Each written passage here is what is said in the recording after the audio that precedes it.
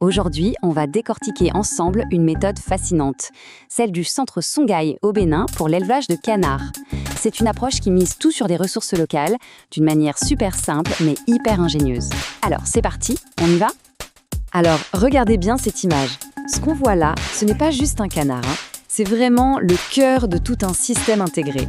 Chaque élément, que ce soit la viande, les œufs, les plumes et même les déjections, tout a une valeur, tout a un rôle. C'est vraiment ça le principe de base qui va nous guider. Bon, la première question qu'on peut se poser, c'est pourquoi des canards? Pourquoi spécifiquement des canards et des oies? Qu'est-ce qu'ils ont de si spécial dans ce système Songhai? C'est ce qu'on va voir. Ils sont vraiment nombreux. Bon, il y a l'évidence. La viande, les œufs, ça, c'est la base. Mais là où le système est vraiment malin, c'est que rien, mais alors rien, n'est perdu.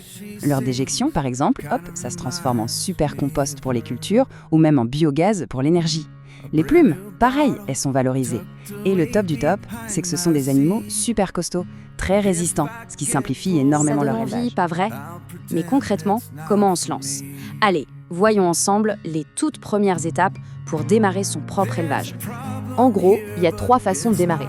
La première, on peut acheter des œufs et les faire couver. Ça demande un peu de patience, un peu de technique. Deuxième option, on achète des canetons d'un jour. Ou alors, troisième possibilité, pour aller un peu plus vite, on part direct avec un couple d'adultes prêts à se reproduire. Pour les 2 dernières options, le point super important, c'est de trouver un éleveur de confiance pour être sûr d'avoir des animaux en pleine forme. Et voilà, cette image résume parfaitement les 3 points de départ. Qu'on commence avec les œufs, qu'on aille chercher des canetons au marché ou qu'on investisse dans un couple, eh bien au final, c'est toujours le début de la même aventure. Créer son propre troupeau productif. On a les oiseaux. Maintenant, il faut leur trouver un toit. Et ça, c'est une étape clé. Parce qu'un caneton, attention, n'a pas du tout les mêmes besoins qu'un adulte. On va voir ça en détail. Cette petite phrase du guide, elle est assez marrante, mais en fait, elle cache une info biologique super importante. Les canetons, surtout les canards de Barbarie, ont des reins qui ne sont pas encore tout à fait développés. Ils sont donc hypersensibles aux intoxications. C'est pour ça qu'un environnement bien propre, bien sec, du type une cage, c'est absolument vital pendant leurs premières semaines de vie. Alors, regardons ça de plus près. Pour les tout petits, les canetons, c'est vraiment la totale. Il leur faut une cage surélevée pour rester au propre, ils doivent être protégés du vent et de la pluie, et ils ont besoin de chaleur, surtout les 3 ou 4 premières semaines. Et puis, une fois qu'ils ont passé le cap des 8 semaines, là c'est la belle vie. Ils peuvent aller en enclos avec un accès à l'eau pour barboter, c'est essentiel pour eux, et des petits coins tranquilles et sombres pour que les femelles puissent pondre. Ces 2 images racontent toute leur histoire en fait. On part d'un environnement super contrôlé, très protégé au début, pour arriver à une vie d'adulte totalement épanouie, dans un habitat qui recrée leurs conditions naturelles, et bien sûr avec cet accès à l'eau qui est tellement important pour leur bien-être. On passe à table.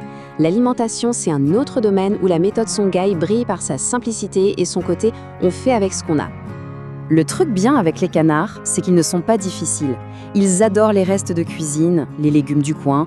Ça, ils valorisent super bien. On peut bien sûr compléter avec un aliment du commerce, la provende. Mais le plus important, c'est de toujours ajouter de la verdure. Et un petit détail technique qui a son importance, leur bec est plat, comme une spatule. Du coup, il faut que leur nourriture soit humidifiée. C'est pour ça qu'il faut toujours de l'eau juste à côté de leur mâchoire. Et là, attention, une petite pépite tirée du guide Songhai. Donner des vers de terre aux jeunes canetons. C'est une bombe de protéines, ça booste leur croissance et, comme le dit si bien le petit canard sur l'image, ça renforce leur système immunitaire. Une solution toute simple, locale et redoutablement efficace. Que la solution aux maladies courantes se trouve juste là, dans le jardin. C'est ça l'approche incroyable de la méthode Songhai pour la santé des animaux. Une vraie pharmacie naturelle et locale.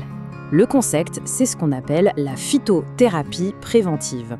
Alors, qu'est-ce que ça veut dire? Eh bien, au lieu de se ruer sur les produits pharmaceutiques, on va utiliser les super pouvoirs des plantes qui poussent juste à côté pour garder les oiseaux en bonne santé et soigner les petits bobos du quotidien. Ce tableau, il est super parlant. On voit par exemple que le vernonia ou le nem, ce sont des vermifuges naturels. Le basilic, lui, c'est un peu l'antibiotique pour les problèmes digestifs.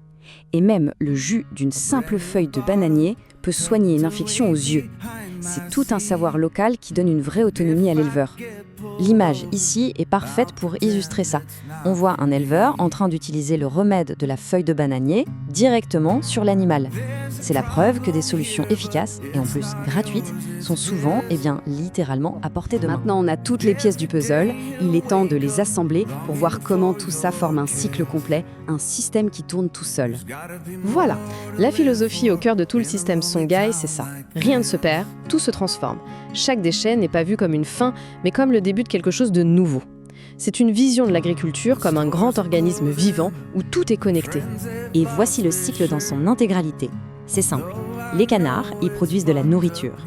Leurs déjections, elles, nourrissent la terre. La terre, bien nourrie, produit de belles cultures.